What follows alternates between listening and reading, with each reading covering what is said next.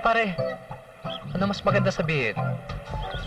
Yung Song of Solomon chapter 8 verse 6 o yung 1 John chapter 7 verse 11? Hindi importante yung sasabihin mo, pare. Ang importante, yung gagawin mo matapos kayo mag-usap. Pare, kapapuhin na naman ang gusto mong gawin ko. Ang oral sex, hindi ba rumi? Ang mga baboy ba nag-oral sex? Hindi. Oh, hindi baboy.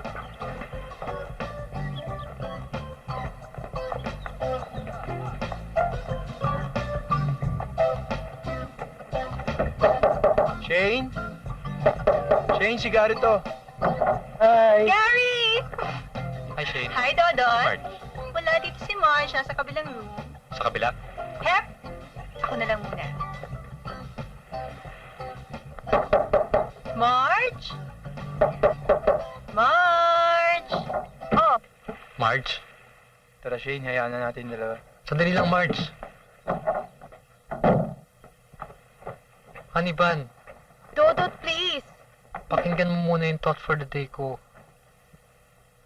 There's no fear in love, but perfect love casteth out fear, because fear hath.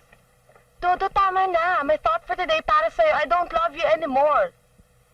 Marge, my love has been true, eternal and strong. We never... Putang ina naman, Marge. Mabait naman ako sa'yo, ah. Napakabait mo nga sa akin, kaya you don't deserve me. Tinis ko lahat, kahit one-sided lang ang relationship. Bakit ginaganito mo ako? Ano bang akala mo, ikaw lang ang nagtitiis? Marami na akong ginawa para sa'yo. Sila mang hindi. Lahat na gusto mo, ginawa ko. Lahat ng ayaw mo na gusto ko, inayawan ko. Nagpatotoo ako dito dahil to ang gusto mo.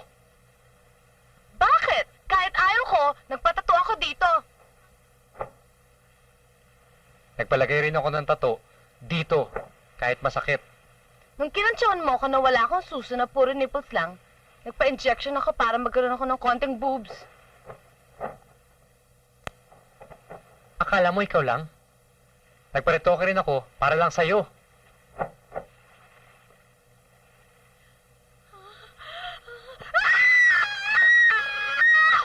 Dodot, wait lang! Ano bang ginawa mo? Wala. Sigurado ka bang gusto mo na umuwi? Kaya na. Gusto mo kausapin ko si Marge? Eh, nasabi ka ba masakit? May pinakita lang akong masakit. Ano raw? A love I have lost. Forget, I shall not. Love is a wheel. Sometimes goes flat. Tara na nga.